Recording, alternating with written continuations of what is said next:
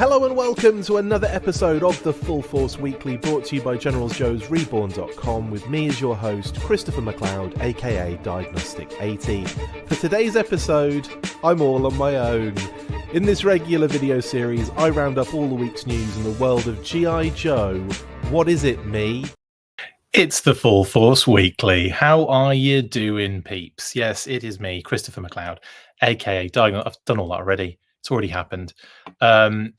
You're probably wondering, it's a bit early for a weekly. Yes. And again, something's come up. So, and of course, with all the stuff that's going to be happening this weekend as well, I'm imagining, like MCM stuff's going to be coming out of that.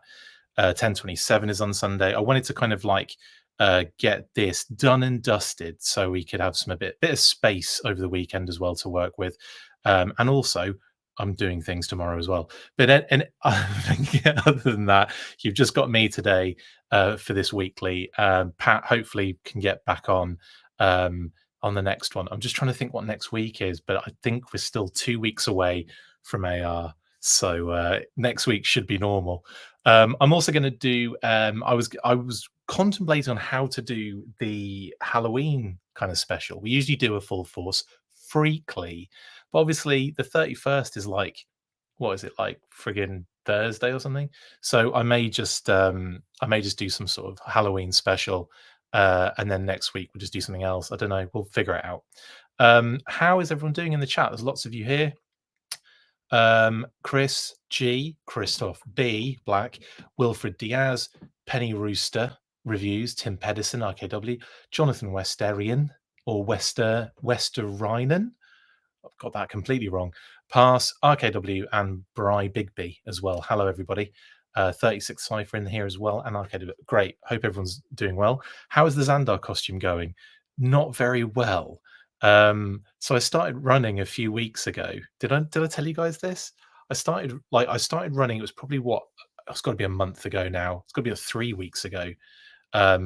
Possibly, yeah. I did basically Saturday morning and Sunday morning, got up at the crack of sparrow farts and ended up doing my back in on day 2 to the point where I was genuinely having to be really careful with it. So I'm starting again bright and early tomorrow morning. It's been, unfortunately, that much time has passed. I've got to get back into it. So I'll be doing that again. But yeah, mainly I am not ripped, not even close SVF and G. But I will be kicking that off properly again tomorrow morning. Anyway, by the by, getting older sucks, doesn't it? I remember when I first started doing 10Ks, I just decided I'm just going to go run a 10K, and I did it. But I was an athlete at that point, so it was easier. Not anymore. Right then. Bazooka by Christmas is an easy task. Indeed, it is, Pass, and we'll probably do that. Anyway, a little bit to talk about, obviously, over the past week. Some not so great news to get stuck into, which we'll talk about first.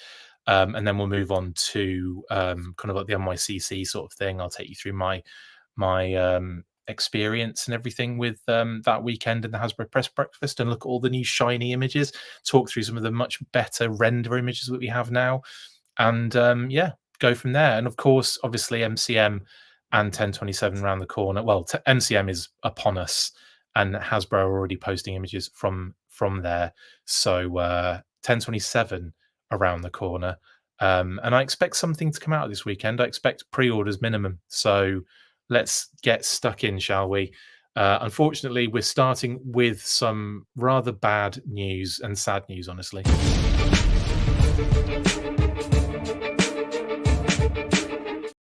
Yes, as you are all fully aware, Hasbro did not announce. That's not the right word, is it? It was more like it kind of got out that they were that they were doing more layoffs, up to I think about 100 people, 100 employees, mainly in senior staff. It sounded like senior management, including our very own legend John Warden, who has been on the brand, well, not been on the brand for almost 26 years, 25 years and 8 months, I think it was, at Hasbro, and of course has seen a lot of amazing things, especially with the GI Joe brand as well for us. I mean, obviously, he's done all sorts, but it was so unbelievably sad to hear that this was happening again. Obviously, it's going to happen, every year, isn't it? Let's face it. I think I feel like it's happened twice. It's like a twice a year sort of thing. The layoffs. There's like a little one and then a big one. So I do expect more. Not like immediately, but certainly, in the next 6 months or so. Especially with all the other things that are kind of going on in and around the company at the moment. So I just want to take you through this. We'll talk about the Hasbro aspect and all of the reasoning behind all that after this. But we'll talk first about John Warden, who I have actually been in contact with a couple of times via email, and I have met once at at HasCon. A very nice guy. Didn't really get to know him, unfortunately, which was while he was at Hasbro. Didn't really get to know him as much as I wanted to, because he was just so busy all the time, unfortunately. But he did an amazing job, and he was moved on to the Joe team fairly recent years, probably the last year or so. They basically were overseeing the Joe brand as well as multiple others, so they kind of incorporated Joe into what they were overseeing, basically. Which was it's a real shame to lose somebody who is like so unbelievably part of the furniture at Hasbro. Like, that's what it is when you're at like 20 plus years. Do you know what I mean? Like, I will say it's a hell of an innings for a Hasbro employee. Like, hell of an innings. I know Ron Rudat was saying on his socials that he managed 28 years, I believe it was. And in any job, really, it's rare to be in a role or a job or at a company for that long. But still, it still hurts, and especially when you feel like John has got a lot more to offer the brand and all that kind of stuff as well. And I loved what he'd done with a lot of different lines over the years. I love what his his involvement in, like, just out of Pursuit of Cobra, for example. We wouldn't have what we had with Pursuit of Cobra if it wasn't for John Warden. So that is something that we as fans have always looked at, kind of like the pinnacle of 4-inch figures with GI Joe, and for a while the pinnacle of GI Joe, I would say, on that one. I wish it was possible to organize a cancel a single pre-order with the reason as Cox, but I don't even think that would send a message, says Pass. Yeah, I mean, I think it's a bit sickening that we'll talk about that in a second. But like I said, let's focus on John for a second. So on this article, courtesy of Geek Entertainment Network, there was a wonderful article about John, written by Chief Chris Diaz, and it was just really nice. Obviously, kind of highlighted John's own post on Instagram, kind of like basically saying he had the privilege of a lifetime to be part of the creative force at Hasbro, etc., and just very, very sad. I'm not going to read the whole thing out, of course, but you can check the article if you don't follow John on Instagram. I think it's not a private, but like you can follow him, but then he has to accept it, sort of thing. So if you're not following John on Instagram, then you can see his post on the article in the link below.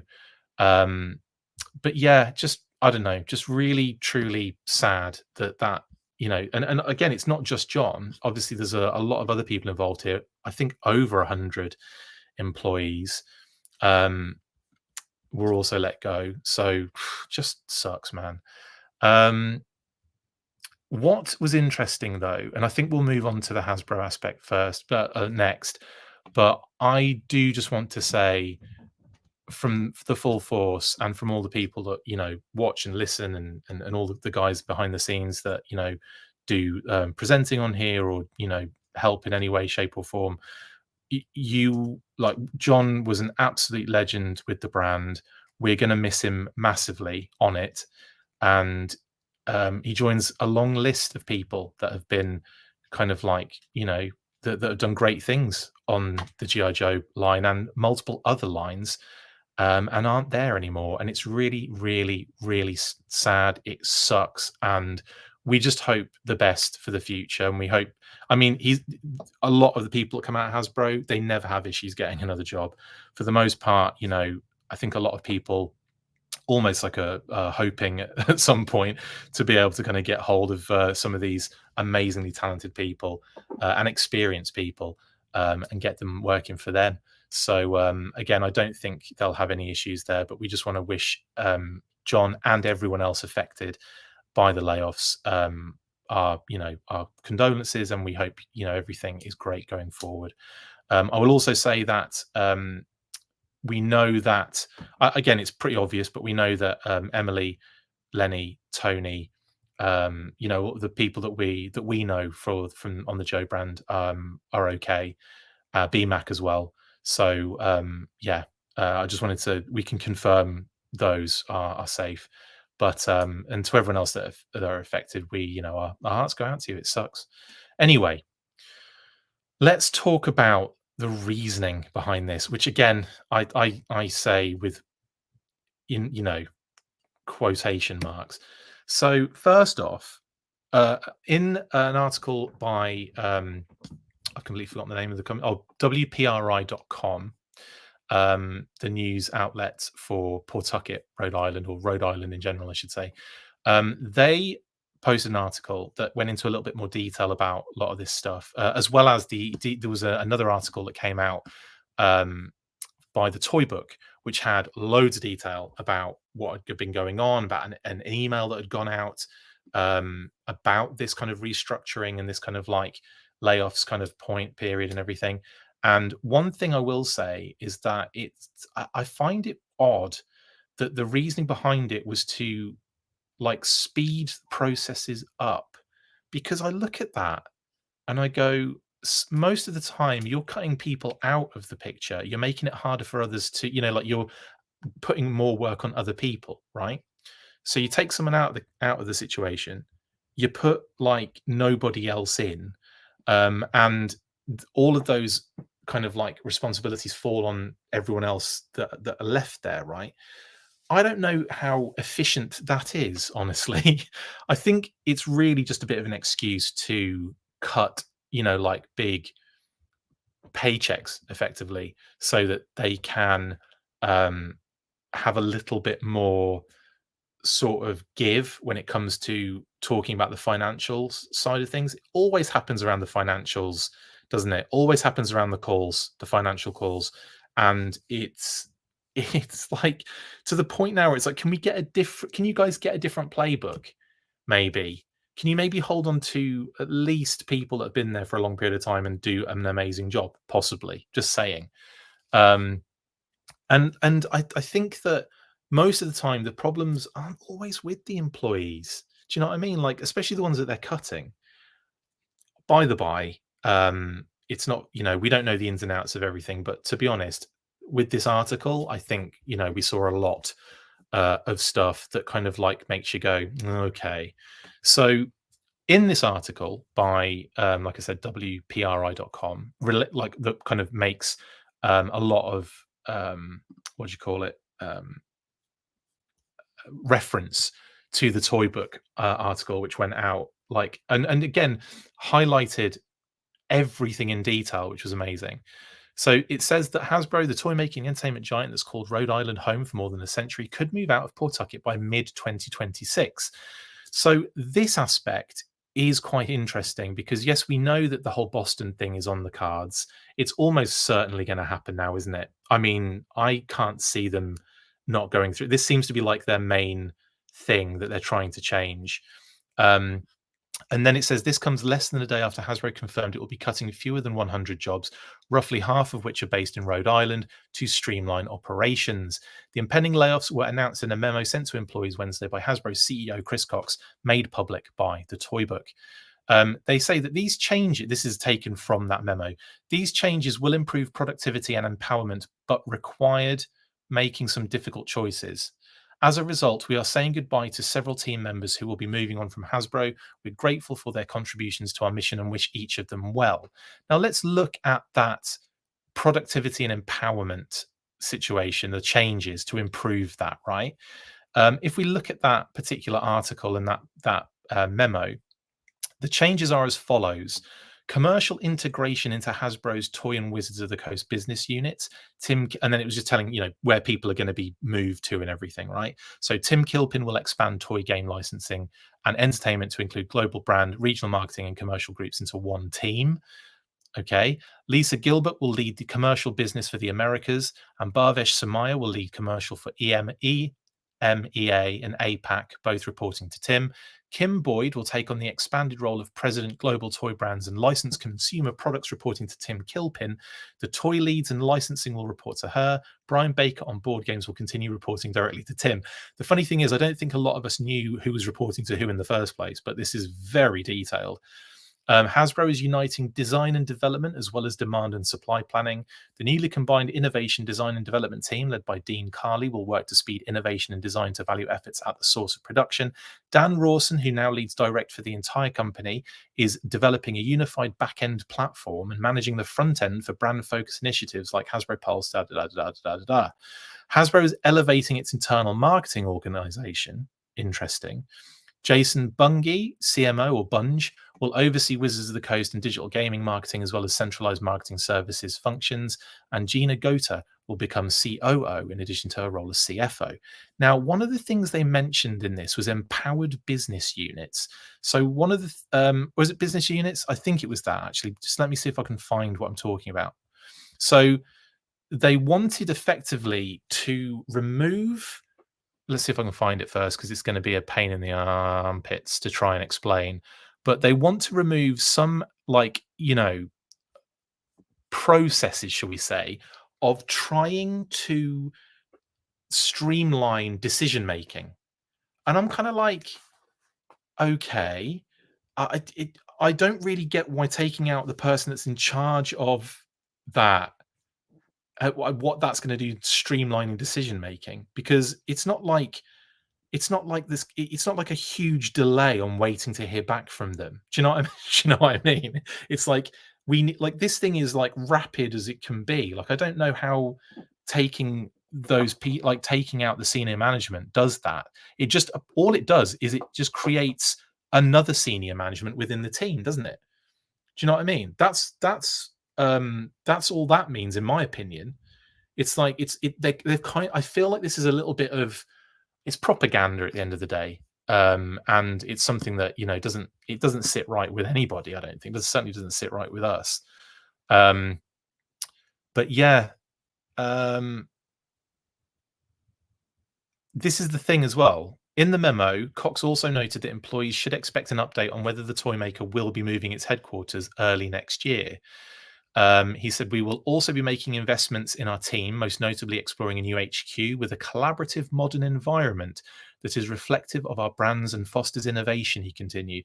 We wouldn't be moving until mid-2026 at the earliest, prioritizing convenience to public transit and working closely with teams to make sure we're building a space that works for our unique needs. I mean, long and short of it, they're moving to Boston. They're going to be moving out of Pawtucket. There's no doubt about that. It's going to be going to Boston. Let's face it, it's going to happen. And the only thing that would stop that is if they couldn't find a place, suitable enough in the time frame. So my hope, just purely from a, what's the word? I guess selfish kind of point of view, is that I hope they don't find a place in Boston, because I don't like the thought of having to go all that way just to go and see people at Hasbro or go and see the building. I like the fact that it's just around the corner. I don't want it to go anywhere. So yeah, that kind of sucks. And I bet I'm not the only person that doesn't want to see it leave. I'm sure there are a lot of people in the Rhode Island and even Massachusetts area that would prefer it not to go to Boston, because that is not a fun commute. I imagine because they mentioned there's something about public transport. I gather they're probably thinking about maybe getting near some sort of train station, so that people can have like public transport access. Because I mean, that would be kind of good for people. But at the same time, does that come out of the employees' pocket? Is that paid for by Hasbro? Like, it's not like Hasbro pay for petrol if you're driving from your house to the thing. I mean, like, that doesn't happen, I don't think, unless that's in your contract or something, and it's something specific because you're driving from far away. I don't know. I haven't got a clue, actually. I have no idea about that. But I imagine that it would be the case that that would come out of the employee's pocket to actually get there. I just guarantee that would be the case. So it would require, I think, practically a lot of relocation for people. I'm not saying that it might not be the most practical thing for established families, that are working at Hasbro, like someone who's working at Hasbro who has a family, they're established in a certain place. That might be difficult. It might be more practical to just commute in. But my goodness, what a drain! And like, I'm sure there are people that are a bit closer to wherever they move to, if we ever find out what that is anytime soon. But I'm sure that they would have. There'll be some people in the company that would have less of a commute. But forget that. Honestly, like, if anyone's ever been here before or driven that Boston, like, I-95 or whatever, it is horrible. That drive is hideous. I have to do some of that on a daily basis. And I know for a fact there are employees near me where I live currently, and all kind of dotted around the area. But I know they're going to have to do that. That would be one hell of a commute. Horrible. In any case, I don't think it's a great idea, especially when like, your financials at the moment aren't necessarily the best. You're laying off people left, right, and center. Some of the decisions being made are not the greatest in terms, and I'm not even talking about like the product. I'm just talking about like, kind of almost like logistical, structural, in-house sort of decision making has been really weird. I mean, this is not the first like, not scandal. What am I trying to say? This isn't the first like controversial kind of thing that's happened since Chris Cox took over. Obviously, Hasbro were going in a slightly different direction, weren't they? It was all very obvious and transparent what they were trying to do under Brian Goldner, rest in peace. But he wanted that company to go in a more entertainment direction. And when Brian passed on and Chris Cox took over, it was like almost like the next event that we had, which I think was I want to say like an investor day, that you get a few videos and all that kind of stuff, but it's not like a public thing necessarily. It's really just for investors and and for them to kind of like put forth their whole plan and agenda for the next 10 years or whatever. But like, even at that time, like, it was like, right, we want to move now into digital gaming. That's where we want to go. And it was like, okay, cool. So they got those in kind of place and everything. It's gone very quiet, by the way, on the Snake Eyes game front, hasn't it? Not saying that's scrapped or anything, but I haven't heard anything about that for the longest time. And I sort of do want to start. I want to at least start hearing stuff about that very soon.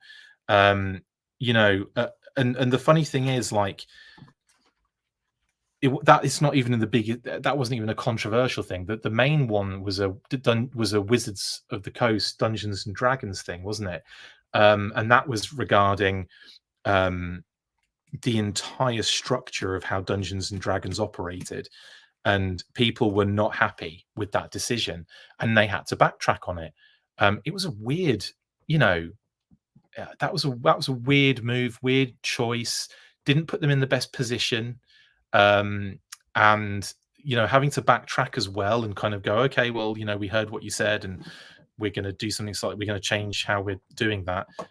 Did not have the best. It didn't have the best optics, and there have been a lot of things that have had sort of bad optics over the years, none more so than layoffs, especially such like cutthroat, screw everyone over sort of like, sudden death kind of off your pop sort of situations.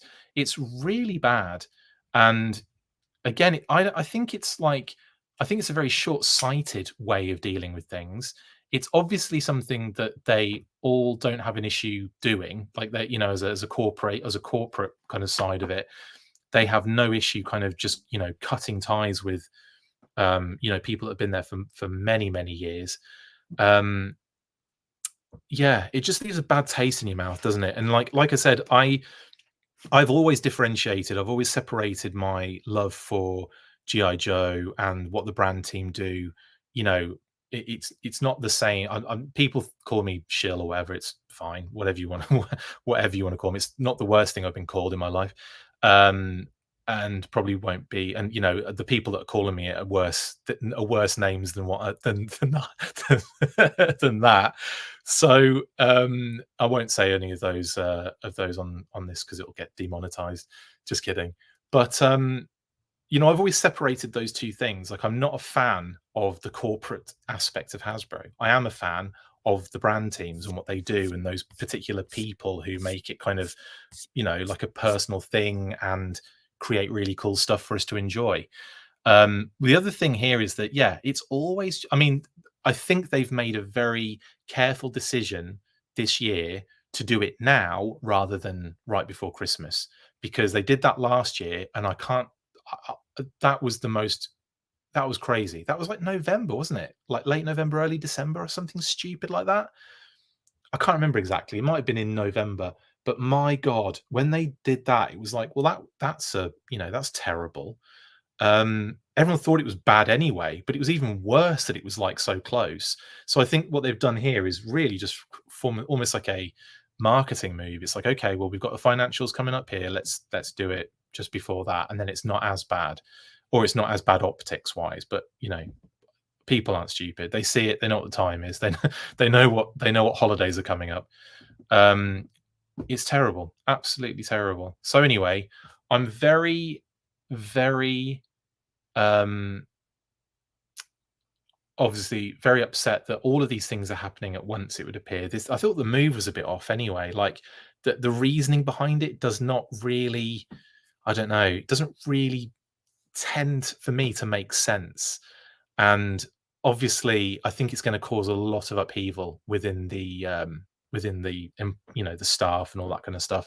It's not simple, and also not quick either. It's going to be drawn out, it's going to be long, it's going to be painful, it's going to be expensive for Hasbro as well. And then for what end? Just have a fancy building to show off to people when they come. And it's like, this one's cool, the Pawtucket one's amazing. I guess I don't know, it's all very crap. But anywho, that's Hasbro news. So we've got the move, we've got layoffs and all that kind of stuff. Great. What terrible bloody news we've got to deal with this week with Hasbro. And as if nothing was actually happening, they sandwich it between two major events. Did you notice that as well? I think that's all done very specifically. Again, like optics. It's like, it's distraction. It's all that kind of stuff. The problem is you can't really hide it if you're getting rid of people, because that information comes out very, very quickly. Benny, they don't have a place yet. They're moving to Boston, is where they're going, but they don't have an actual building yet. And I will throw this in here: Rhode Island have tried, Pawtucket actually have tried to keep them by offering them the Apex building, I think it was, amongst a couple of other areas. But the Apex building is like right next to the bridge on 95, where you've got, it looks like a pyramid, basically, like a Mayan pyramid with Apex written on it. If you guys have ever driven past it, I don't know, you might have done. But that was something they offered them, and it would obviously need a lot of work. But they're trying very hard to keep them in the state. Who knows, though? I think Cox is driving this to Boston himself, by the sounds of things. But anyway, 2026, mid 2026, they reckon that's going to be done, and we'll keep an eye on it and see what's going on. More importantly, having talked about it just then, I want to keep an eye on the Snake Eyes AAA computer game. I want to know what that is at the moment.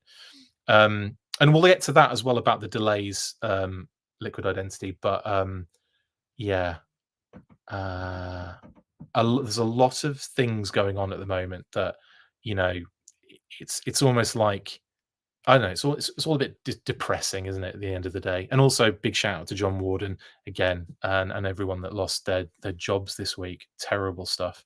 Right, let's move on, because I want to talk about the fun stuff. And of course, in classic Hasbro fashion, this is what they sandwiched all of this terrible news in between. It's NYCC and MCM, which we'll get into now.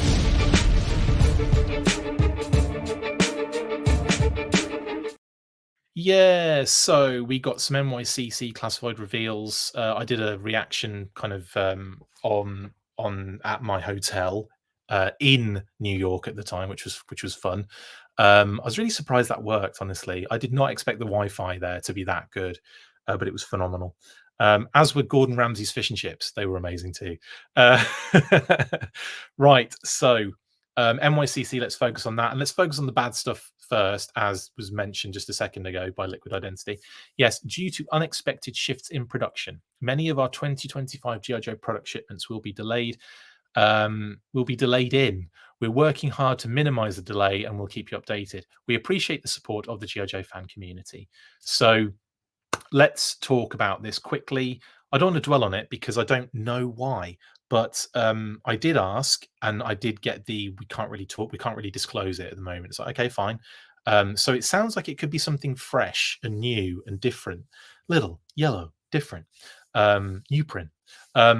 That was, I would say, it might have something to do with the possible, with the strike, which again kind of happened. They negotiated some aspect of it, I think pay, and then it's on hold again until January. So that could be something they're factoring into this. But by the sounds of it, this is something new that's happening as well. So maybe we're talking, some sort of factory switch. Maybe we're talking some sort of other delay that we haven't factored in yet or know about. But yeah, either way, we're going to get some delays, which is, again, it's not the end of the world. I think personally, I know a lot of people are very, they see this, they go, "Oh, what?" But like, we'll get it when we get it. At the end of the day, I'm not gonna be too upset if they're having to do something a certain way to make sure something is right, or if they're having to do something because there's things happen, and that's all you can really do. I'm certainly not going to be blaming any of the brand teams about this. This is purely the kind of Toyvox says Chinese New Year plus US port strike. Well, the Chinese New Year thing happens every year, so that's always taken into consideration and factored in. But I think, the US port strike, I think even though it might not be one of those things that lasts a long period of time based on the amount of money that it could cost the entire globe, I think it's one of those things that once they start that next phase of negotiations off, we'll probably find that it gets dealt with quickly. I don't think that will hang around. I don't think it will be. They were really fast with the negotiation for pay, so I don't see them. I don't think it will be a long period of time in the strike. I could be wrong. It could be one of those things where, oh, we don't know this, but inside baseball is this, and it's like, oh goodness. But yeah, just adding factors. No, that's totally fine, Toyvox. It's a good point to make, and it could be one of those things where if you add Chinese New Year and the port strike together, it has an exponential effect. But yeah, could be all sorts of things. Could this be more related to the restructuring of departments, demand planning, production, etc.? Says Paul. Very possibly. The layoffs could mean that. Could very possibly have a lot to do with that, like the restructuring and restructuring of departments is a great shout, actually. I just think they're pissed at all the leaks from the factory, says RKW. It's very interesting that, and again, I posed a question while I was there, but they couldn't really discuss it. But they just don't really know what's going on there. Effectively, at the end of the day, Tor says makes you think. We laid off 100 people, so expect delays, and we blame it on shipping. I know, totally. Red Wolf says delays are probably from changing packaging again. Lol. Indeed, that's a good one. Patience is a virtue. It doesn't sound like a quality issue, thankfully. Yes, exactly. And again, if it's got anything to do with them trying to, make sure that, and again, it's only really affecting GI Joe. It's not affecting the other one. So maybe it's got something to do with the factory. Maybe it has something to do with them wanting to address certain issues. It could be any of those things, really, at the end of the day. So let's wait and see, is what I would say on that one. As a very famous character in the GI Joe, was it Retaliation? I think he said that. I'm not going to be the guy who waited and saw. I think that was what Zartan says as president, as the different actor. Anyway, let's waited and saw. Now, let's go on to the fun stuff. We've done all of the depressing stuff to start with. Let's do the fun stuff now. So, render reveals. We've got some much better images for this now. So we'll start with Footloose. Now, I got to NYCC. I'll tell you my little story, my little blog. I got the train in on Friday afternoon. I got into New York around 2:30. Kind of milled around a little bit, and then met up with some of the Hasbro team who got me in to NYCC. I went onto the show floor, had a look around a little bit, and I was like, it's a little bit too much for me. It's like a lot of people. I like going to cons when I am, like, for example, I used to go to a lot of cons with In Demand Toys back in in the UK. And we would do MCM London, which they're at the moment. Shout out to Nick Wells and Mass Wells at In Demand Toys. And also, like we did Birmingham cons, the Transformers one, the TF Nation. We did all sorts of London-based ones, all the big ones, basically. And it was great. And I love being an exhibitor there because you can kind of like chill out, get there before anyone else does, set up, and then walk around and look at all the stuff when it's dead and no one's about. You can do deals with other dealers there, so you can kind of get stuff before the show opens. There's a lot more freedom about it. And then when all the people come in, you just hide behind the table and you kind of work for the day. But I say that very loosely. Nick and Mass were, and I would just kind of wander around and enjoy myself. But still, I always preferred doing that. It was so much better than actually just being I need a mic at cons. Yeah, it is. But it was, it's a great show. It's massive. The building's huge and it stretches like for miles. It's massive, huge glass building, the Javits Center. And it's really cool. It's a great event. It's awesome, but I just not for me. And it's all a lot of entertainment booths and lots of people, too many people. I had a wee, and then I went up to the panel room, which was the other side of the building, which took about 10 minutes to get to the other side, going up like 3 escalators to get to the panel room section. I got in the wrong line as well, which was hilarious. Eventually got in the right line. The line just kept going for the Hasbro thing. It was huge. Loads of people wanted in.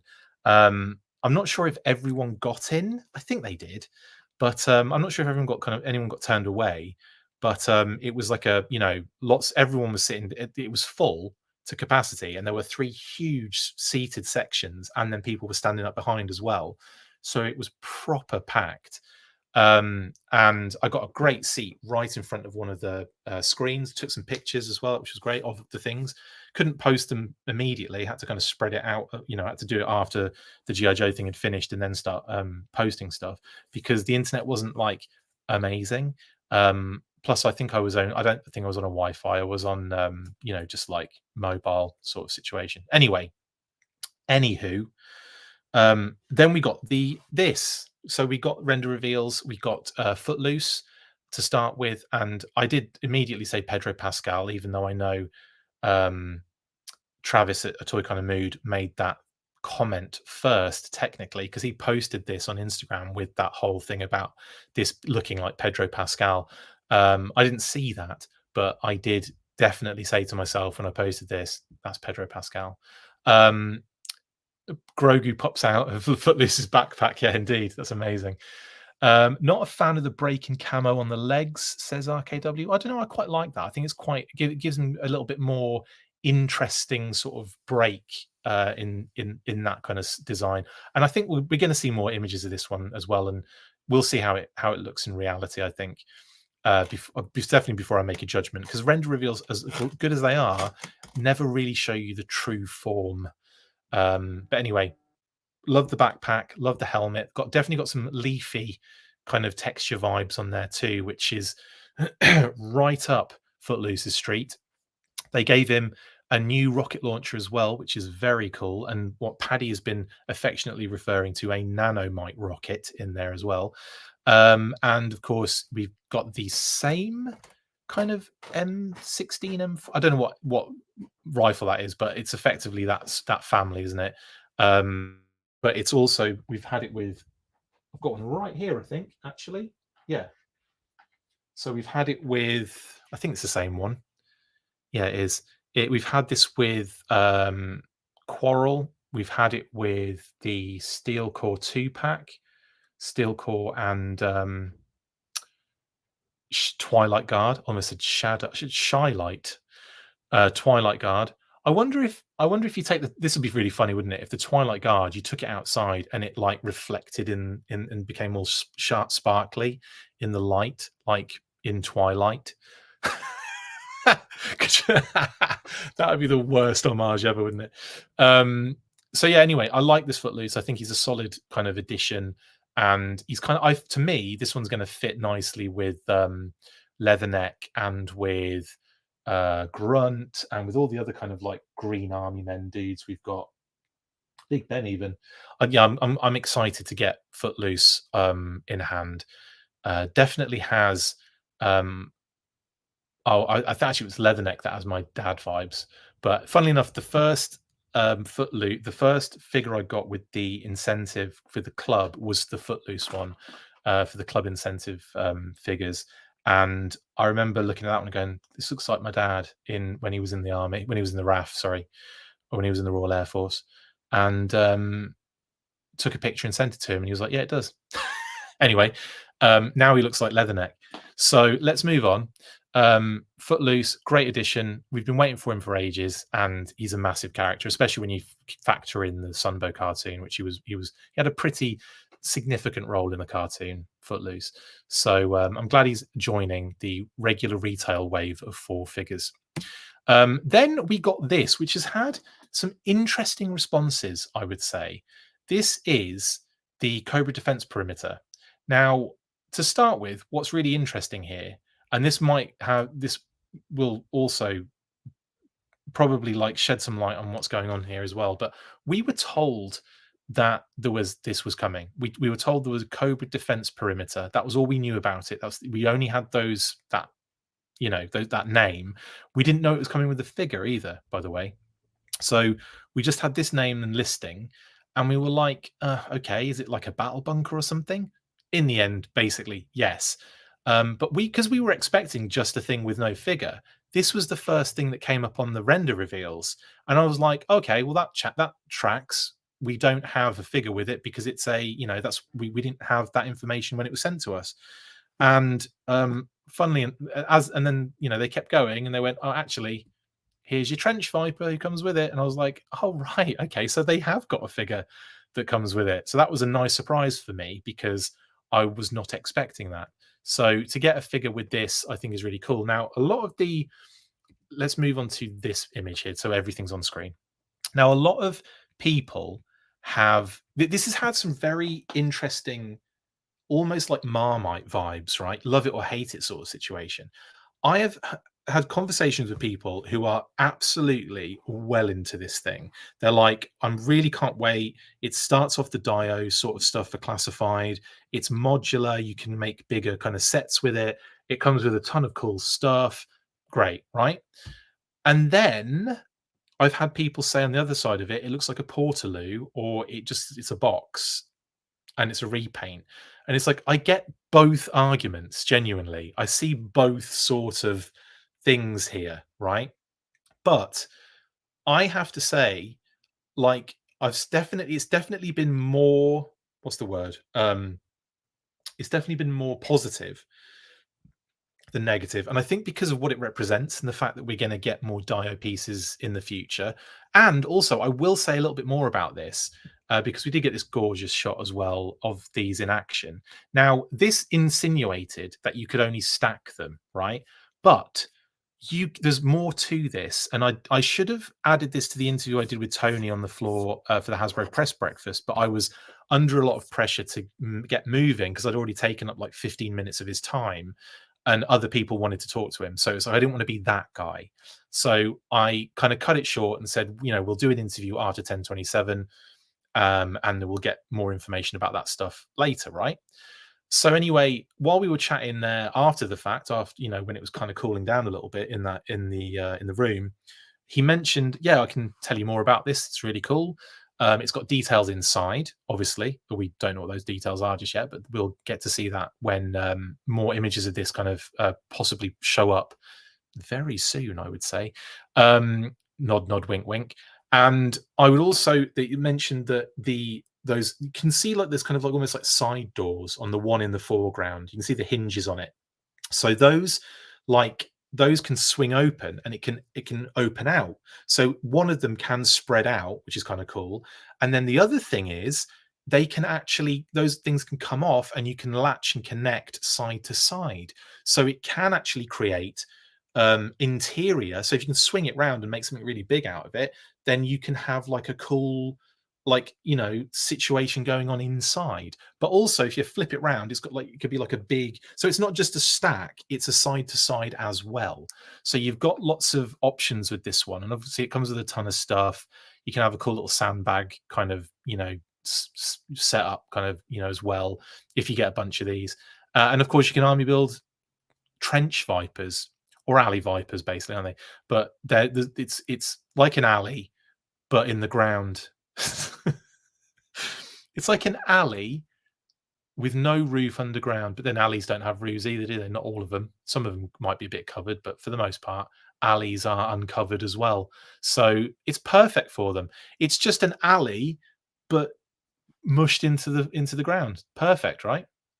And of course, you get 2 ladders with this bad boy. So with one of them. So if you buy a couple, then you're sorted for ladders, aren't you, really, in getting up both sides. And you can have 2 sets of ladders either side at the back. Whatever. Yeah, it's just lots of cool things. So I think there's more to come, especially with, I think Emily mentioned the images that are going to be kind of shown. Did she say ecom?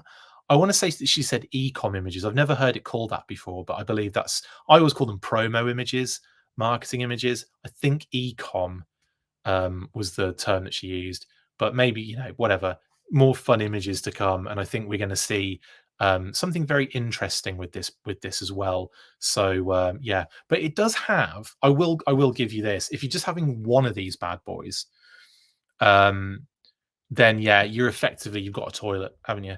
A toilet with a very kind of, it's not very private because someone could just look in that massive window and see what we're up to. I guarantee there'll be people that customize these into toilets. They'll be buying like 6-inch scale, 118, 112 scale toilets to pop in there, won't they?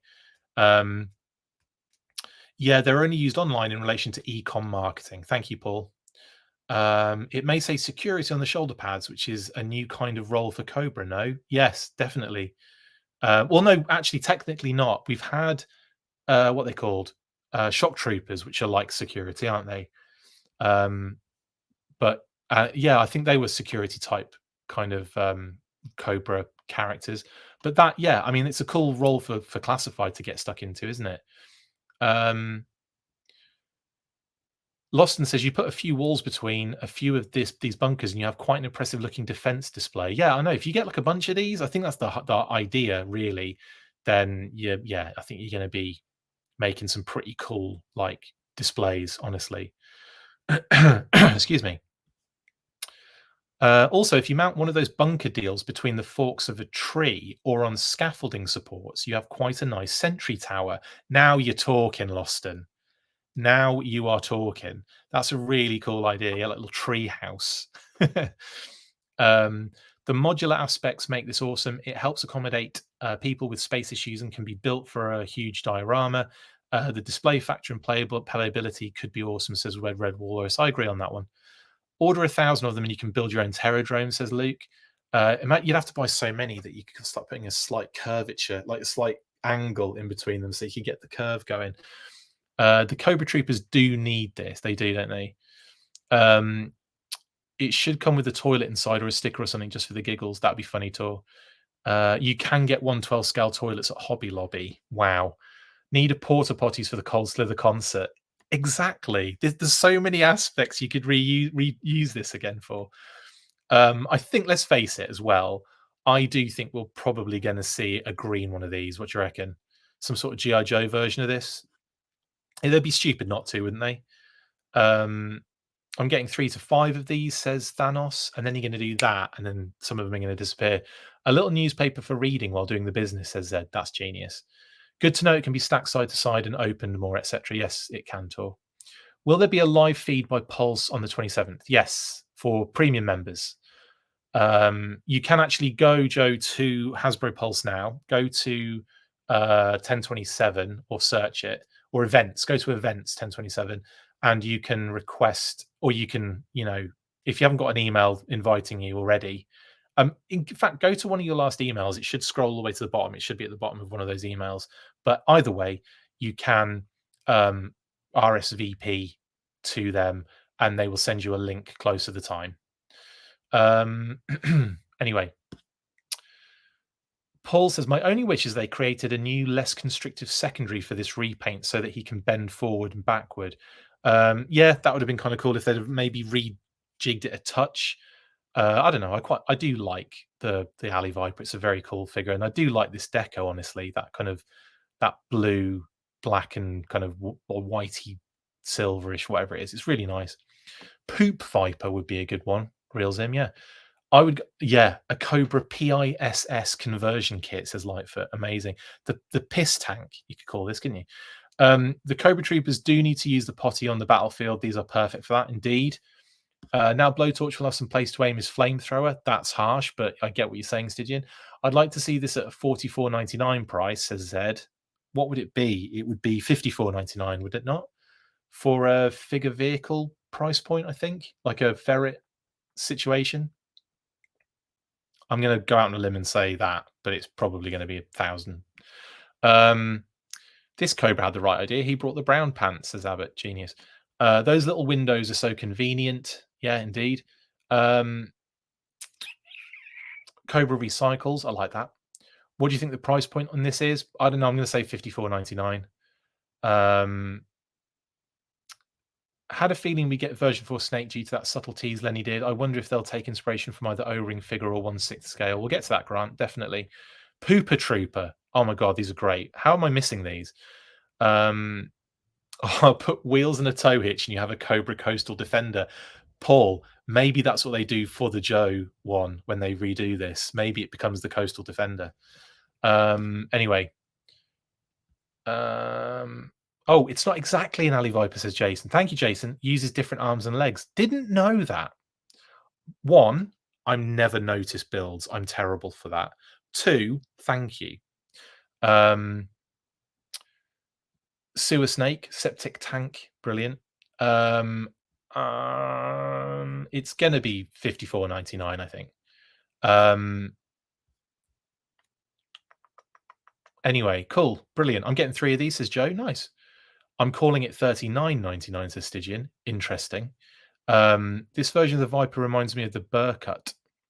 Obvious the boots are different. Yeah, I know, says Zed, but I do not notice things. I'd have to have the figures next to each other to have any. I look at it, I go, ooh, pretty new colors, and then I, start posting things. Trench Viper uses retro Duke legs and boots and Stalker arms. Nice retro Duke legs. Yeah, actually, I literally had that and Starduster in my hand yesterday and didn't even clock it. 55 for something to be army built is too much, probably, but I mean, the size of the thing, it's on its own is probably going to be, quite. I mean, look, it's large already, but I would like a couple of these. They would be kind of cool. Anyway, that is that. Let's move on to Legacy. Now, we did mention that 60th was turning into Legacy based on the listings that we were getting through. So that made a lot of sense. And there we go. Check. Cool. And we did know that it was going to be first responders. We do know what the other one's going to be, but we can't say yet. Or we can't say at all. Maybe there'll be like a reveal, possibly. Maybe they'll reveal it this weekend. I don't know. But who knows? We've got 1027, of course. I don't know if they're doing something for MCM. Does anyone else? I know there was something like there was a time, so maybe they are doing some sort of panel at MCM about GI Joe, like 3 p.m. UK time, which would be like 8 this time. No, it wouldn't. No, it wouldn't. It'd be early. 3, 2, 1, 12, 11. It'd be like 10 in the morning. So yeah, we'll have to figure that one out. I think it said. Let me just have a quick check, because I still haven't seen any more information about it, and I just haven't looked at MCM's website, which probably does explain everything you need to know.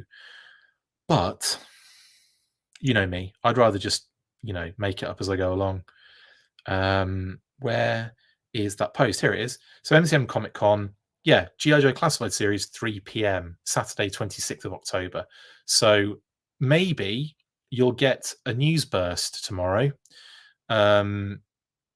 It depends, doesn't it? I don't know if anyone is recording the if there is a panel.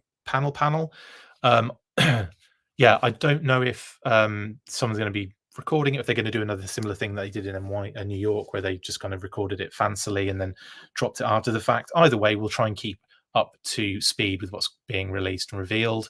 And yeah. So anyway, Legacy, brilliant. So that's obviously what 60th is going to be, for obvious reasons. It can't be 61, can it? It can't be the 61st anniversary next year. So Legacy makes a lot of sense. And I think it was really nice that at NYCC they revealed the firefighter. I thought that's really cool. The number on the helmet is 609. Does anyone know the specifics of that? Like, is that one of the New York kind of fire departments? Is it got something to do with something else that I'm not seeing? Because I haven't actually, I haven't actually seen anyone go into any, what do you call it, detail about that. Someone asked me, and I was like, I don't know, and I haven't seen anything since. Excuse me. Love this first responder, says Stygian. Finally, we know where all those leaked air tanks went. Indeed, Tor. There is a panel Saturday. MCM was tempted to go, but sold out, says Tor. That's a shame. Says you reveal it, Chris, they'll lay you off. Impossible. I don't work for them, so I could. No, I'm not never going to do that. I do want to keep a good relationship with with the team and everything. Was there a Coil Viper? There was a Coil Viper, I think. Said. Excuse me. I'm going to have a drink because I've been talking too long. I've been talking way too long, and it just gets. I just get like dry. Hope the next first responder is SWAT, says Stygian. I cannot confirm nor deny. What I saw on TNI was no panel Saturday, but a reveal. Apparently, John Warden was scheduled to go, but Chris Cox changed that bit. Yes, Jason, indeed. Well, Emily's there at the moment with a couple of other, a team are there. But there is a GI Joe. There's a booth and everything, and they've got a GI Joe section and everything. We'll look at that in a little while. But yeah, I don't know if I'm sure there will be something, and Emily will probably be running it. So I imagine that will actually happen.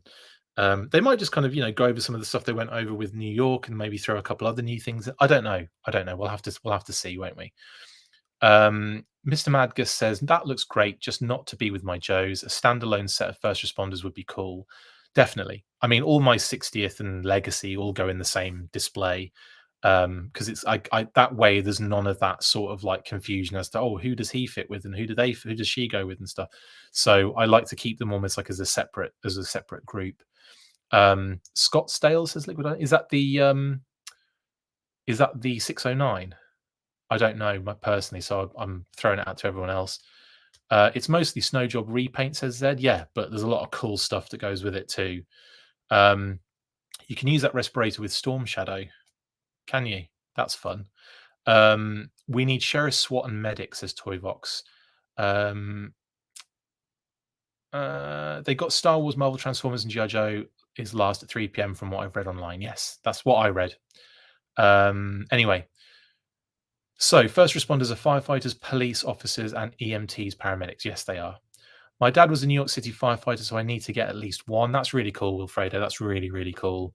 And yeah, any significance to the 609? I literally just asked that question to all of you guys. I don't know what the 609 is in reference to. If anyone does know, I would love to know myself. What I really love about this particular figure is, I mean, the figure's great because, you know, that snow job figure's phenomenal, but the deco really is great. It's a really good firefighter deco, like all black with then the reflective strips and everything. Really cool. Obviously, we've got 2 alternate heads for different skin tones. We've got the helmet, which is really awesome, the mask or the respirator, the oxygen tank, which affixes to the secondary he's wearing. We know because we've seen it. Have we not, all of us? The mini sledgehammer, the big sledgehammer, the Halligan tool, which I always forget about, the massive axe, the little axes, was it Ripper's Jaws of Life, and a friggin' fire blanket. It's well good.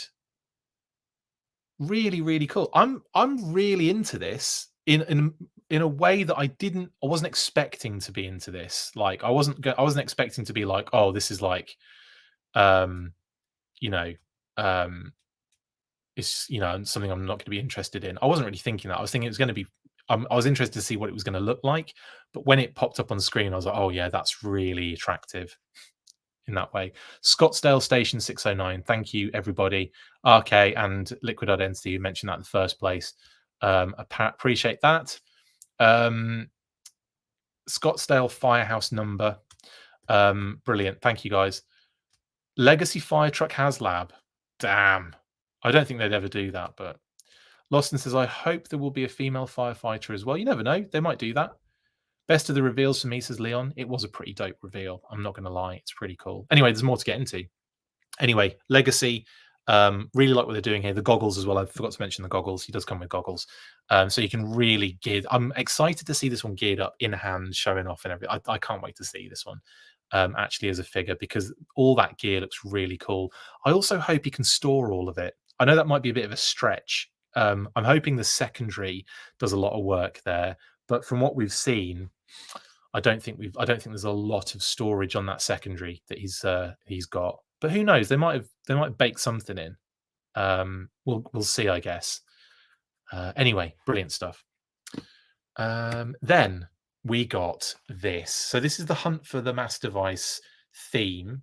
Emily mentioned 3 products, but I still haven't gone back and listened to what exactly she said.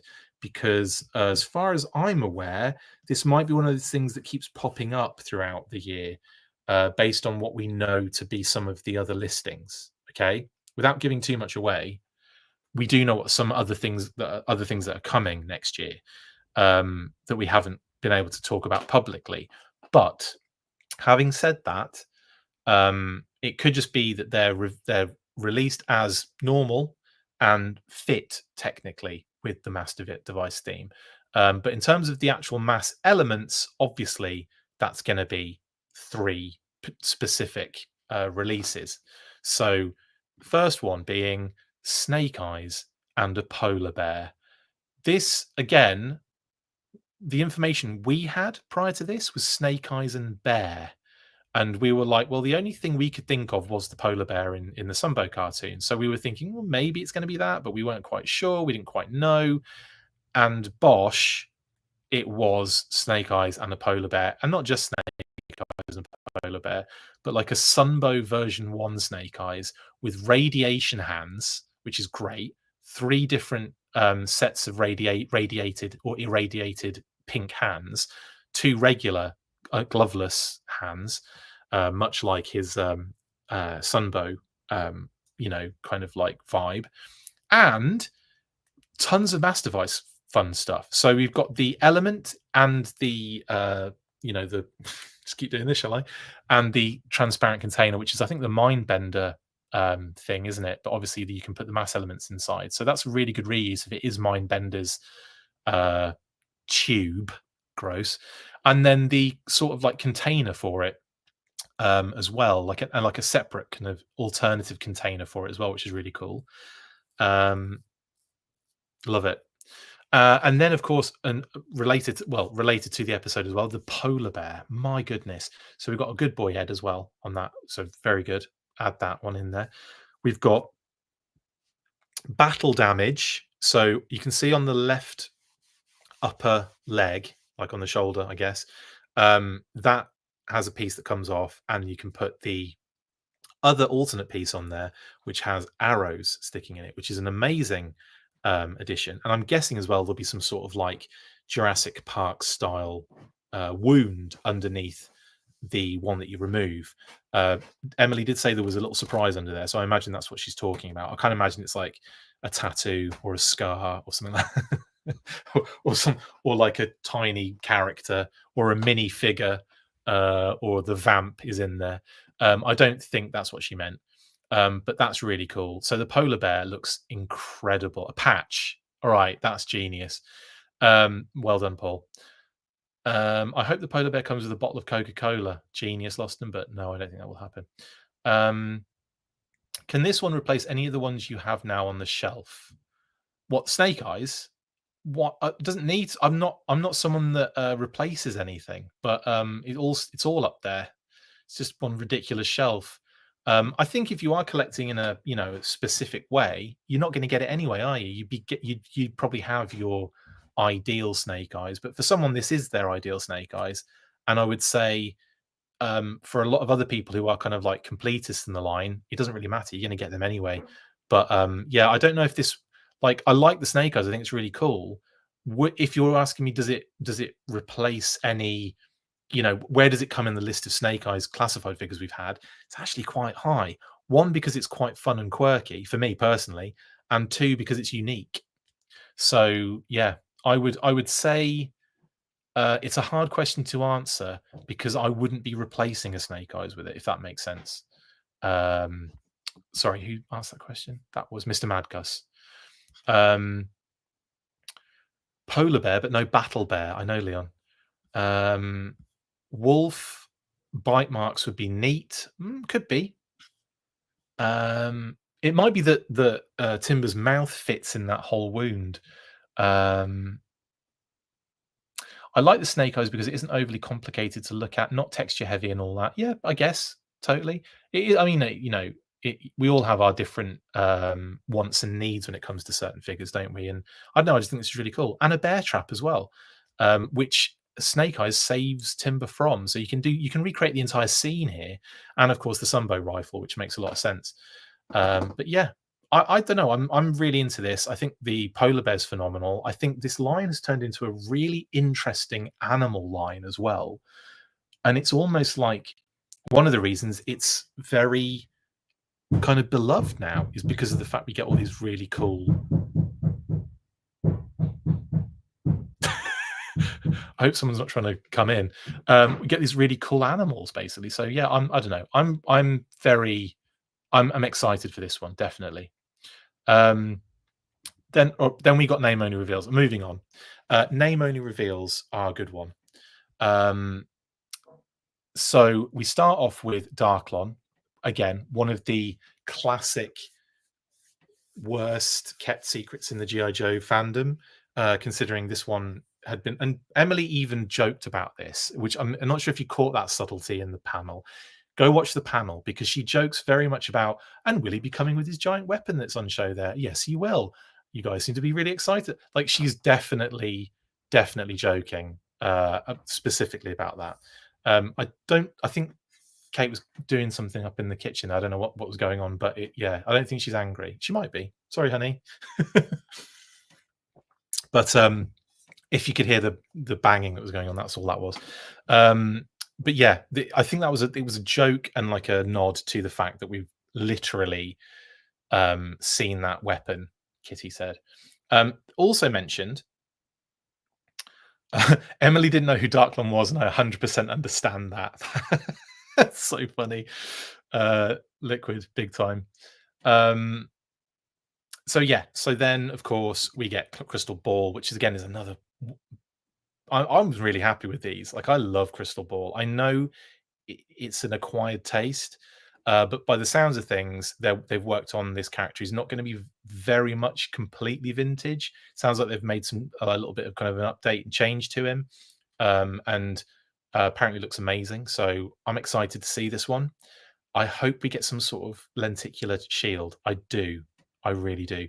Who does Chris have locked in the closet, says Bri. That's a good shout, actually. Who do I have locked in there? More tests of Can Classified make this cooler than it was. Yes, absolutely. And I have confidence that this one's going to be a banger. Genuinely, haven't seen it yet, but can't wait. And we do know that this one's going to be a Walmart exclusive, which we will talk about in a little while. And then, of course, Snake Eyes version 4. Now, I did see a comment, I think in this comment section today, right on this episode earlier, about Snake Eyes version 4. Was that a hint by Lenny back then? Genuinely, no, but yes at the same time. So he wasn't doing it as like you've got this to look forward to. He just literally had that at hand. But take that in a certain other way. Designers have those things in hand a lot of the time for reference, and I imagine he had that near him because he was using it for reference at the time. Now the funny thing about this, full disclosure, we were told, God, I want to go back 2 years, that Snake Eyes version 4 was in development. It might be it's definitely over a year. It might be around 2 years that we heard that this was in development. So I think this one has been on the cards for a long time, and then only as it's made sense have they brought this one in, if that makes sense. So it's been in development for a while. This Snake Eyes V4, like I said, I want to say 2 years, honestly. Chris's hat is in the closet, wanting to be reunited with his head, says Leon. That's too funny. Stop it. I missed a good comment there. In Emily's defense, says Jason, she did say that BMAC wrote her notes. He doesn't apparently know who Darklon is either. Yeah, she did kind of break the fourth wall of the notes every now and again, though. Destro comic definitely makes me want Darklon. Oh my god, Nixtimus Prime issue 5 was unbelievable. Comes with like a mini actual crystal ball. That'd be funny. Chris, did you lock Cobra Commander in his porta potty? I did not, Austin. Crystal Ball will be a Vincent half priced at Roscon. Amazing, FC Viper. He tied up. I did not. He will come in a 2-pack with an identical one. That would be funny, Leon. Snake Eyes version 4. No, they just use this as a reference for Snake Eyes version 4. The polar bear is not in the closet, McMurphy. Yeah. Emily said, not your classic crystal ball, and I'm really hoping the figure looks like the Rasputiny version from IDW. Not a bad shout. That's kind of what I was semi-expecting when they said it's not the same as the usual one. Anyway, I'm really excited, genuinely really excited for Snake Eyes version 4, because it's my favorite Snake Eyes, without question. It was kind of like I was collecting it from 87 onwards, but I had some Action Force and stuff like that, an Action Man prior to that, but 87 with International Heroes kicked off was my jam, and I was collecting all the way through that. And of course, Snake Eyes version 4 was what, 91? 90? Can't remember now. 89 was version 3. I think he was 91. And either way, I was blown away when I got this figure. And he also was in the Hall of Heroes, this kind of design. So that was Hall of Fame, sorry. So that was all that I would always see those figures in the aisle, in the toy aisle in the UK. And I remember like I loved that Snake Eyes so much, but like, you know, was only really looking at a lot of those figures on the back of the cross sell because I had Stalker at the time and I didn't get Snake Eyes until much later, I don't think. But anyway, I was enamored, and so I'm very excited to see what they do in the classified series with it. Which Snake Eyes has the butterfly knives? That's version 3. And I imagine that will come eventually as well, honestly. But yeah, there you go. There, the name only reveals. While then the next day, so I went back to my hotel after chatting with the team in the old panel room, and we got these, which were nice. We got this. We got the ash can of GI Joe 1, which has got some like cool, you know, kind of bios in it as well for some of the characters. Tom Riley drawn there, and of course a lot of the comic without speech bubbles. But anyway, that was really cool. And then I also picked up, this was really funny. So I was talking to the guys in the chat about, oh, have you seen the HasLab? We just watched the, you know, after watching the video for it in you know, and hearing all about the details and everything, I was like, I like it, but it's not, I don't think I'm going to get in on it because it doesn't have any patches. And then as we were jokingly, and then as we were walking out, we got given a HasLab Ghostbusters patch, which is amazing. Proper squidgy patch. Love it. So that was, I suppose, divine intervention on that one, and a nice little kind of leaflet for the HasLab, for the Ghostbusters HasLab, which is quite neat as well. Anyway, it wasn't a massive haul. I was in and out, shake it all about. Went back to the hotel, did the live stream, had some fish and chips, and then basically woke up in the morning and walked to the Hasbro building near Madison Square Park, and went up there. I kind of broke in actually by accident because I got there early. I bumped into a guy called Chris on Magic the Gathering, which was really cool. He was really nice. And we both walked in, and I think he assumed I was with Hasbro, which I thought was quite funny. Because he was with Hasbro, because he was with Wizards of the Coast and with Magic the Gathering. And so we go into the kind of security area. He gives his name and everything, and they just let us both go into the, you know, goes into the lift, scan it, and then we go up in the lift. And I walk into the Hasbro office like I work there. It was hilarious. Got in early, helped set up a little bit here and there. Had some bagels, had some breakfast there. They're a lovely spread for the press, and of course donuts, Ghostbusters donuts, which were insane. Loads of food though. They really spoiled us. It was great. And then got to enjoy hanging out with all of the different Hasbro peeps. You know, and basically just get into some proper details of all this cool stuff. I talked to everybody there. It was great. And weirdly enough, bumped into a friend of Nick Wells, believe it or not, Brandon, who has a YouTube channel himself, or did have a YouTube channel himself, did a great video of Nick's In Demand Toys store back in the day. And that's where I knew Brandon from. And bumped into him, and I recognized him, and he recognized me, and we didn't really know why. And then I said, "It's Nick Wells, isn't it?" And he went, "Oh my god, yeah!" And then we just had a fun chat about the fact we both know Nick in Norwich, both from the UK as well, which is hilarious. So that was really fun. Bumping into someone where you know people in common is weird when that happens in New York. And I'll tell you now, it happened multiple times while I was there. And we'll get into those as well because it's really odd. Anyway, so I got around to walk around, take some pictures. I took a bunch of pictures of the Viper, of Dr. Mindbender, Rock and Roll, all the other new figures that had kind of been revealed on the previous one as well. But the Viper here, got a few shots, of course, of them in the actual, you know, in the wild. And then, of course, Nick leaked the Ghostbusters HasLab. I know. That's so funny, RKW. He actually had to he apologized to Emily today. Really funny.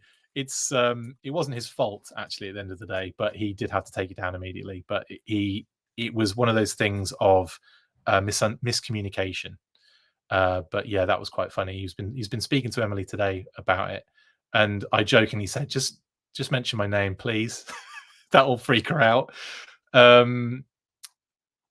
Anyway, so then we get pre-orders obviously following the Hasbro breakfast, and we got some nice images as well. So here's the packaging for the Viper, which shows the digital explosion, the 3D logo, all that good stuff, and a very nice art for that Viper, I've got to say. Really like that one. Really beautiful art. I just wanted to kind of talk about it on that one.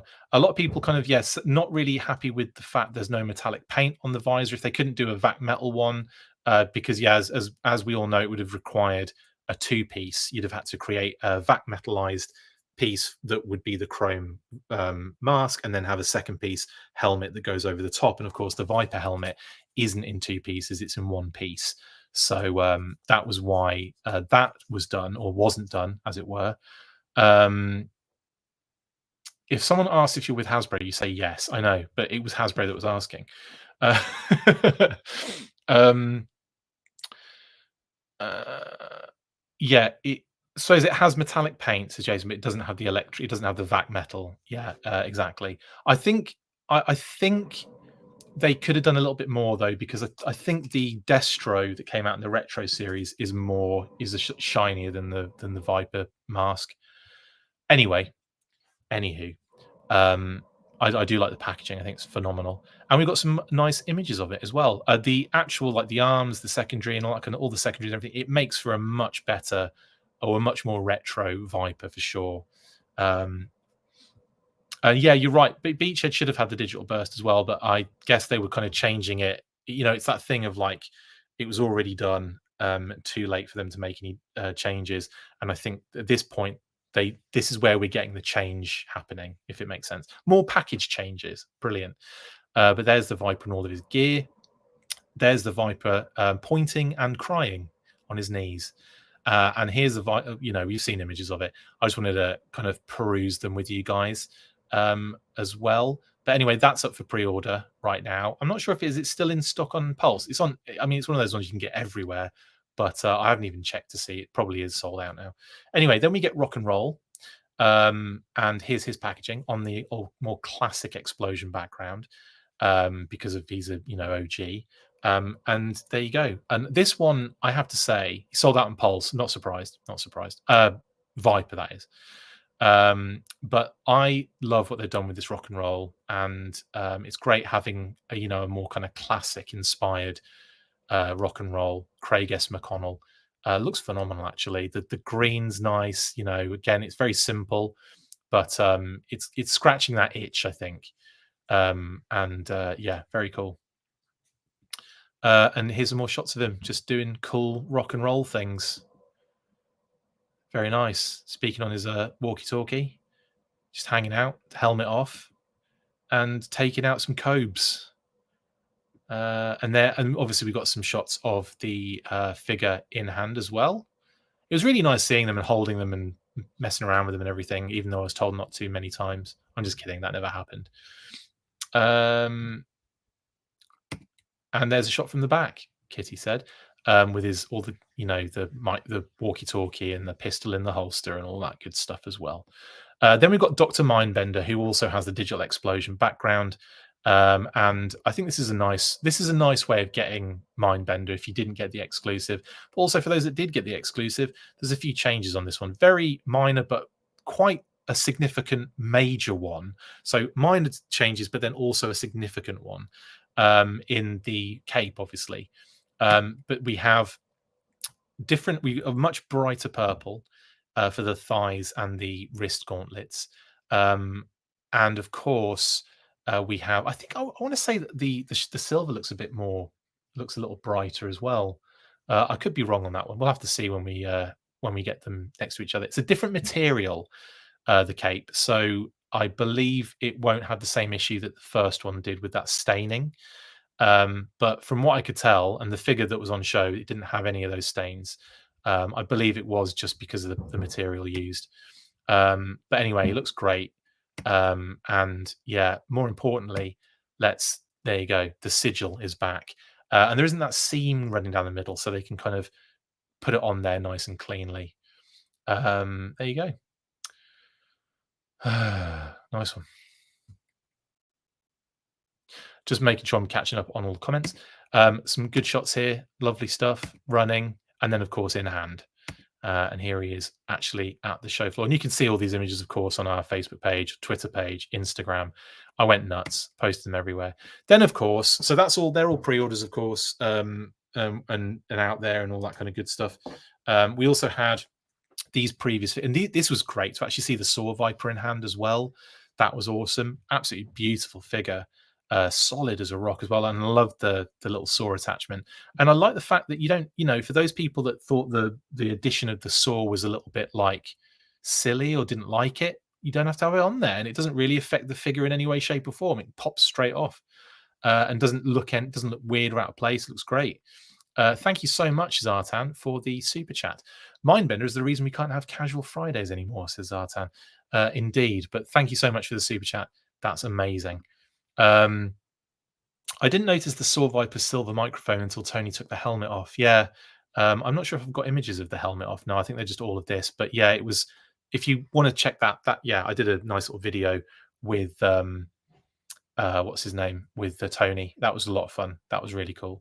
Do you like the giant My Little Ponies behind the Saw Viper on that image there on the the kind of like courtesy coverage on the glass doors sort of thing. I don't know what you call that, like privacy kind of frosting or whatever you want to call it. But I do like that. It's really fun. That's all around the building. You got like all the offices have something on there, like some sort of frosting like that. And that was a My Little Pony behind him.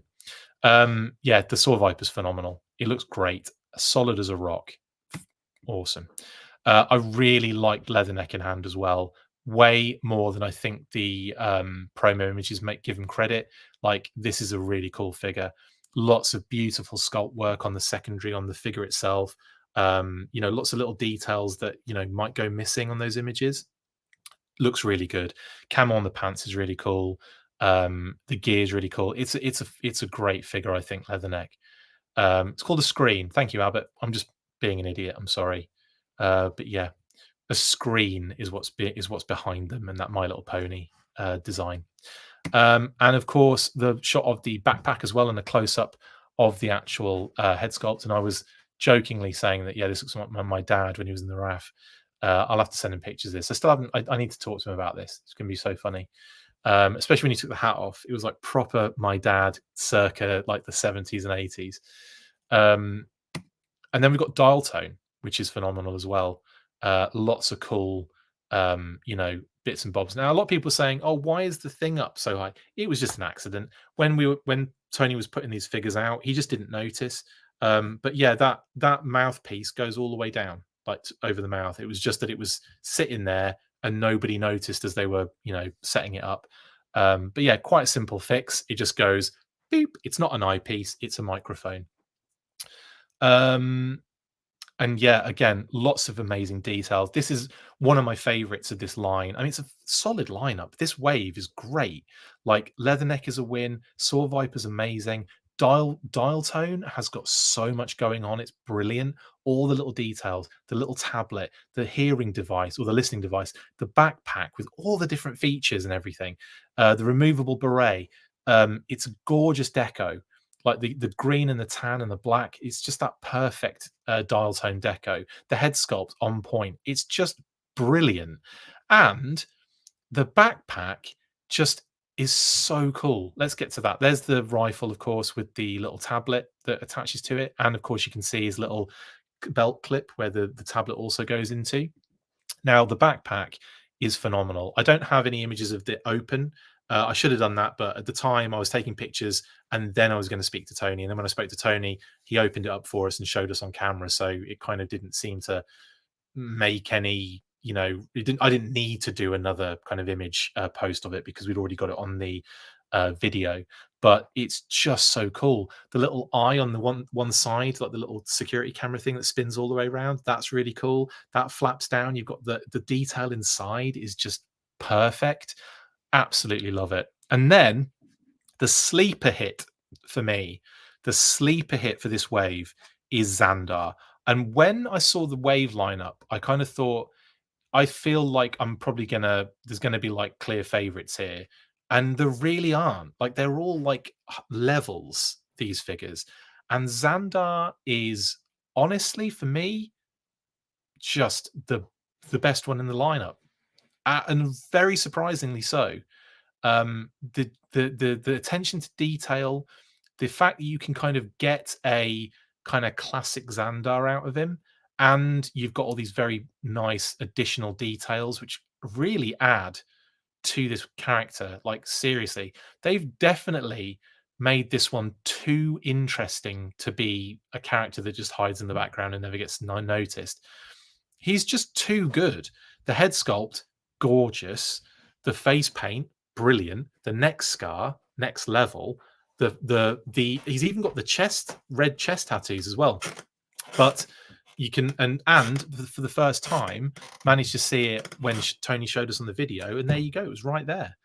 And there's a great shot there of the side of him where you've got like a lot of other details, like those the shoulder pauldrons having the gold kind of like skulls on them and stuff like that. He's got really cool little gold details on his boots. Again, a lot of asymmetry. So not a lot of like, the same thing either side. So the boots, one's got that gold toe cap on it, the other one doesn't. There's just lots of nice little touches. The tattoo on his forearm, very, very cool. Dreadnought one as well. It says Dreadnoughts on it, or Dreadnought on it. Just a beautiful figure, man. The backpack, it's got the quilted aspects on there too. It's just phenomenal, this figure, and I love him. And I'm really excited to get this one out of the wave. He's my favorite, but it's next level wave for me. Dial tone, perfect. Leatherneck, solid. Saw Viper, ridiculous. And Xandar is just beautiful. Love him. It's a great lineup. And obviously got to hang out with Mark and Tony, and everyone there was great. When I spoke to everyone, Skybound guys were great. Chatted to them about how much I love the comics at the moment. Oh, so much.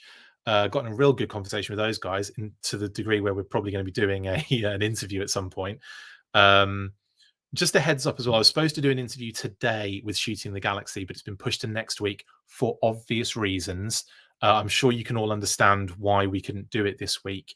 But yeah, it will be happening next week. We've already rescheduled. So, for obvious reasons, we're doing that next week, next Friday. So it's happening still. I am actually doing, I'll talk about all that in the shout outs anyway, but keep going. So as you can see, beautiful view of Madison Square Park behind us and the buildings in New York. That's kind of pointing towards Battery Park, I believe, kind of pointing towards Union Square where we're looking there. And the other direction where we're actually facing, looking the other way, is where you'd find Central Park and all that kind of stuff. So New York in a nutshell right there. But that was a lot of fun chatting with those guys. I had a great chat with Mark. Kind of like hunkered down by the Transformers section for ages, and just told him how much I love that Galvatron. That Studio Series Galvatron's amazing. And we just got chatting, and it was really fun. And talked about like when he was on doing the Joe stuff as well back in like 2020 and 2021. I think it was 2020 actually. I'm not sure if he was. I think he was on it in 2021. But yeah, that was really nice as well. And it was just a fun time in general. Also, obviously, got to hang out with Emily as well, and that's always fun. Emily's great, and yeah, and she's at MCM right now, and I'm jealous that I can't be there to show around Blooming London. That would have been really fun. But anyway, shout out to the team; they were great. Had a brilliant time, and yeah, after this, well, obviously, I got a ton of donuts to go as well. Those Ghostbusters donuts, by the way, phenomenal. Krispy Kreme as well, next level. Just to show you the Slimer one specifically, green custard inside. It was beautiful. It looks awful because it's green. It's delicious. It's Krispy Kreme, for goodness sake. It's just sugar. But it was wonderful. It was so good. I stole like 4. I didn't steal them. I was given a to-go box that contained, and I'm not lying here, it had 2 bagels cut in half in a little to-go box. Bosh, that's my lunch for the ride home.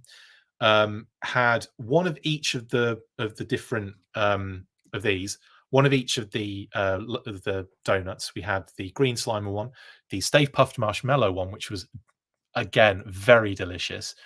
The orange one, which I don't know what that is, it's just orange with bits on it, but it was very, again, extraordinarily tasty.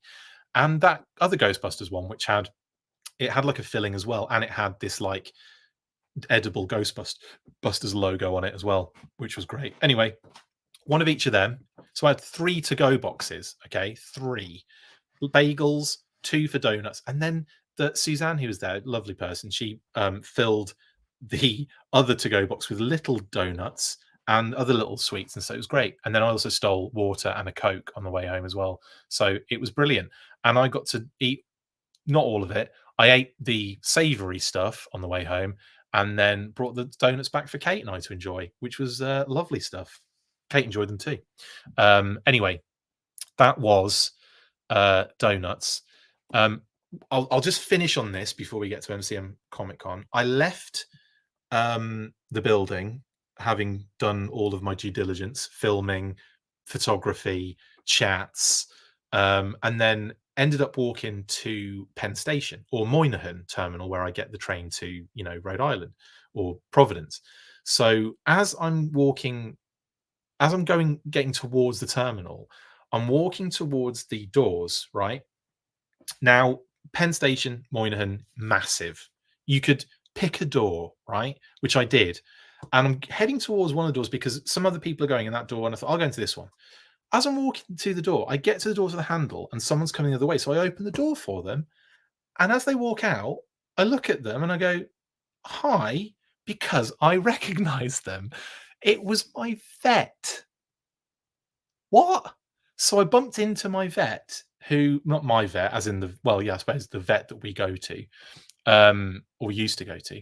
And I said, hi. And she's like, do I know you? She didn't recognize me because, one, I usually am wearing a mask when we go into the vet.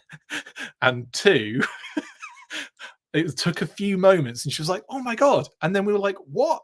So it was weird. It was really random to bump into someone that in a situation like that as well. Not really weird. So I ended up, we had to take a selfie, did a selfie. I didn't put it in the thing in here because, it's, I'm not going to give all away. I'm not going to give everyone's secrets away. And it was just like, that's crazy. And also, I didn't think anyone would believe me. But yeah, I took a selfie, sent it to Kate, and Kate was like, oh my God. So that was crazy. Then I get on the train and I get to talking to a musician who has done a UK tour in my hometown in Norwich, my home city. And we knew people in common. Isn't that nuts? Like, naming names. And I'm just like, yeah, I know that person. It was ridiculous. It was crazy. And I can't believe 3 of those things happened in the space of, like, Brandon at Hasbro. Obviously, that was a weird one because he's British and just moved over to the US. And then, of course, my vet, who I bumped into, and then someone on the train who had been to Norwich, and then we just started talking about Norwich and like all the different people that they've kind of worked with and booked with and all this kind of stuff. And I'm like, yep, know that person. Yep, know that person. Like showing them pictures of that person, and it was wild. It was insane. So anyway, that was crazy. I was really surprised to keep bumping into people who either was 6 degrees of separation or I genuinely knew them. A lot of interbreeding in Norwich RKW, yes, indeed. Anyway, crazy stuff. Anyway, let's move on. Hasbro now are in MCM London, and like I said, I've just been speaking to Nick, and he was talking to Emily a little while ago, which I think is hilarious. So anyway, In Demand Toys, Kapow, I believe they're there as well, and of course Hasbro are at MCM London 2024, and there will be a thing tomorrow, by all accounts, at 3 p.m. UK time, which I believe would be like 10 Eastern. Yeah, like 10 Eastern. So keep an eye out in the morning, and I'll probably go live if there's anything, to report at some point during the day. Kate and I are doing a few things in the morning, so maybe it'll be like later in the day or whatever. But I'll report. Don't have no fear. But anyway, yeah, Emily is there currently, and there is a little GI Joe section in the Hasbro booth as well, with a lot of the newer releases on show as well, which is really cool. I'm a Canary supporter. Have been to Carrow Road 5 times on the Ball City. Nice one, Bjorn Jakob. That is amazing. I am a Manchester United fan, but I've been to Carrow Road many times. Most of the time to watch Manchester United play, but also I've watched a ton of Norwich games in my years there. Like, kind of like a little bit of a second team, if you know what I mean. Unless they're playing United, in which case, obviously, I'm obviously for United. But it was always nice to have them in the Premier League when they were in the Premier League, when they got there. They're kind of up and down a little bit. But yeah, it was great. And I've seen a bunch of like reserves games there as well, under like 21s games there. Yeah, it's a nice little stadium. It's a lovely city. Norwich is a beautiful city, by the way. For anyone not aware, it is, and that was agreed with the person I was speaking to on the train as well. They agreed as well that it was a very awesome city. So yeah, if you've never been or don't know anything about it, it's great. It's actually quite quite small, but it's just got everything. It's wonderful. I love it. Anyway, I mean, it's a city, RKW, and it's not exactly like, it's not going to be mountainous, is it? But also, it doesn't have like crazy skyscrapers or anything like that. So yeah, it's not like hugely spectacular, but it's just really pretty. Anyway, that's that. So MCM is kicking off right now. Just to give you a heads up, 29th, there will be pre-orders. So it's almost certain that we're getting 1027 and stuff from MCM happening on October the 29th, Tuesday, 10 a.m. Pacific, which is 1 p.m. Eastern, all the usuals, normal style. And yeah, there you go. Keep an eye out for those. My expectations for pre-orders is a good shout. I would say heavy duty might be a good shout, because look at what it says in that description. Gear up and get ready to do your duty, or they've missed out a word so it doesn't sound right, but your duty is in there. Sign up for a reminder so you can be first in line to pre-order this new action figure. So that is specifically, possibly, very likely a heavy duty thing right there.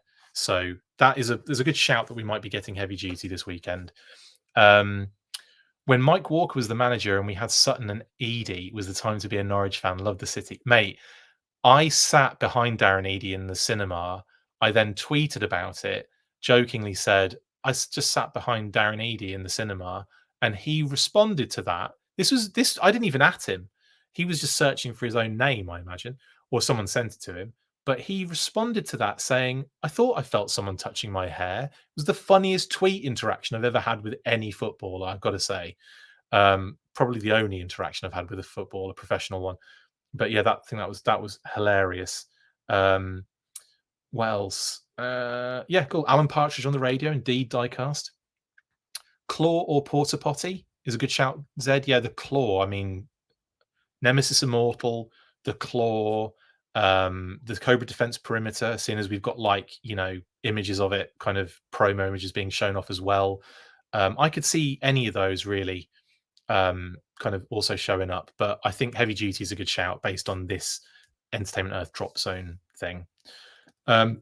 Anyway, right, I think that's everything. Just got the listings, but there you go. Let's just move forward to 2025. We've updated, obviously, based on name owner reveals, and the only kind of one in there that's kind of like a cheeky, fast forward sort of job is Flint, Retro Flint, in the retro classified section, but we thought we might as well just put it on there anyway.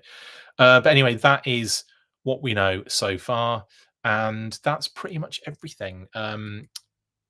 Name only reveals are these now. So Snake Eyes, version 4, Blowtorch, Frag Viper, Crystal Ball, Darklon, and of course I've left in the Hunt for the Master Device thing in there as well, because we'll probably get some more stuff related to that at some point.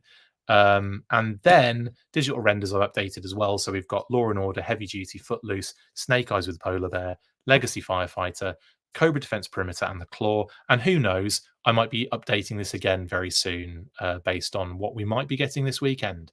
So there you go. Right then, let's do shout outs, move on, and you can enjoy the rest of your weekend without me bothering you. Have you tried Hoarder yet? No? Well, you need to. If you have a collection of things and want to create a fun and easy way of organising it and of course showing it off, then get involved. You can post items and build collections, and you can drop a status like getting a fun delivery or seeing some awesome related stuff on your travels. Build your collections with Hoarder. The app is free to download on Google Play and the App Store, so what are you waiting for? Get to hoarding.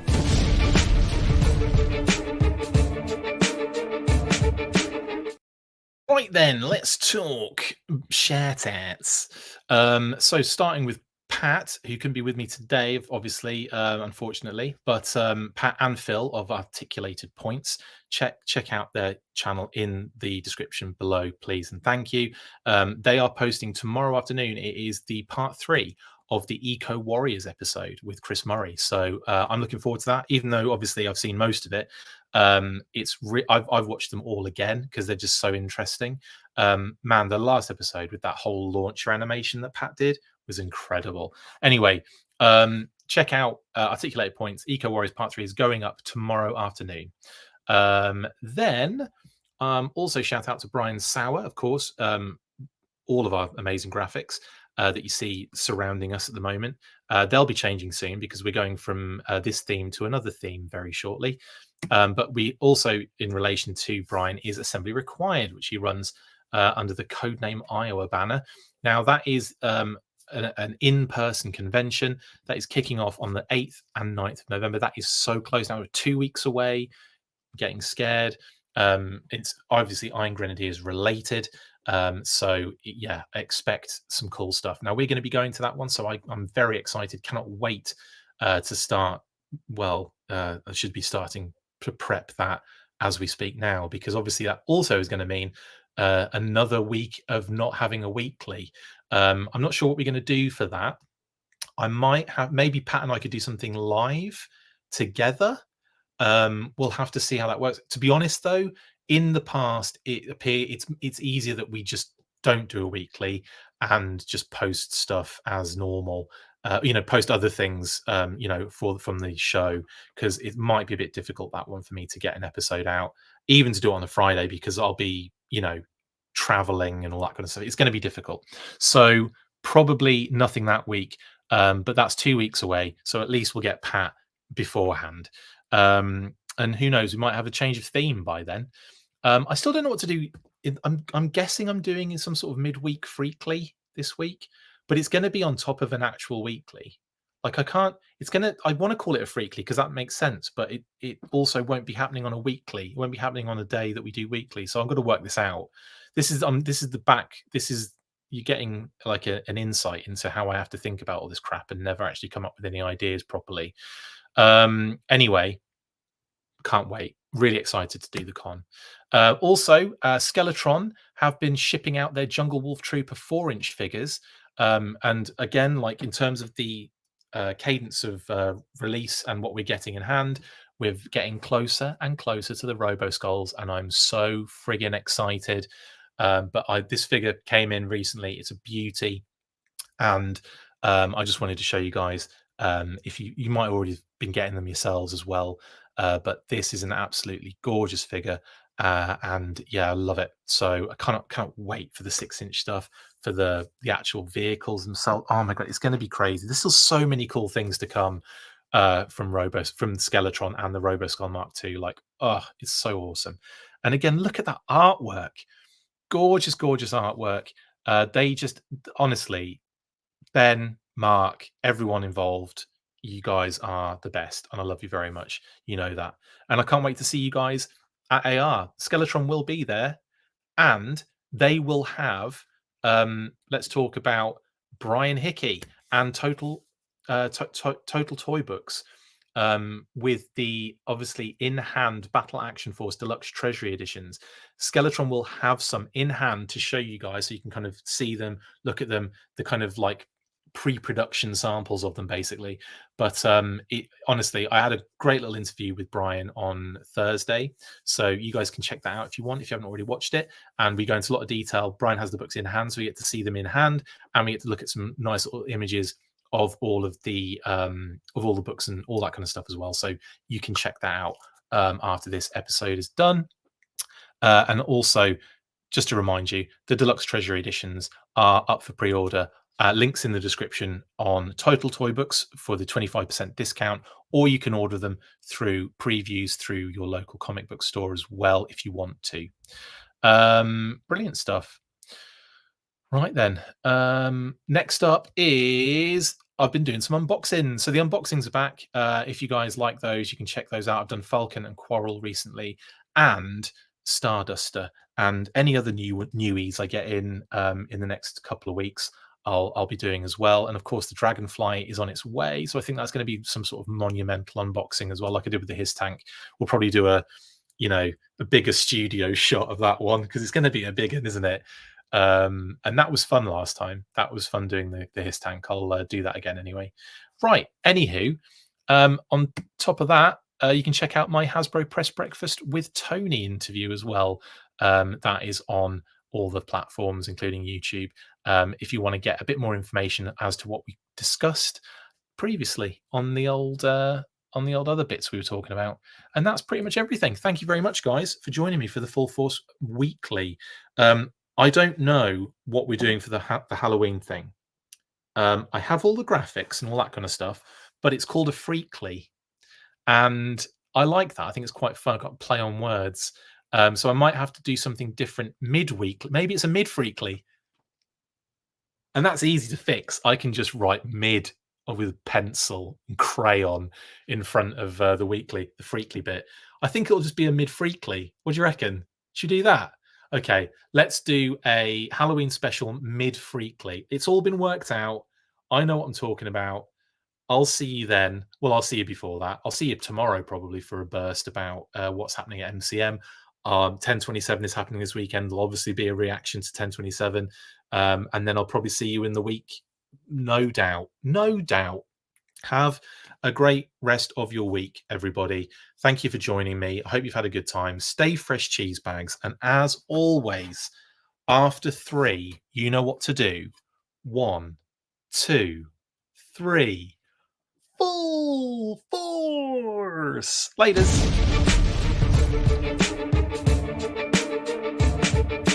Make sure you get involved with the discussion by liking, sharing and commenting on these videos, and as always you can keep up with the show after listening by following on X, formerly Twitter, @The Full Force, liking the Facebook page, facebook.com/The Full Force. We've also added a brand new Instagram, so check us out there as well, @The Full Force Podcast, and if you would like to contact the show you can message us on any of those platforms with feedback and questions. We also have a Patreon page, so if you want to show your support for the show, see your name up in lights on these videos, or enjoy exclusive bonus content, then check out patreon.com/The Full Force Podcast, or click on the link on any of the posts this podcast appears in. Full Force.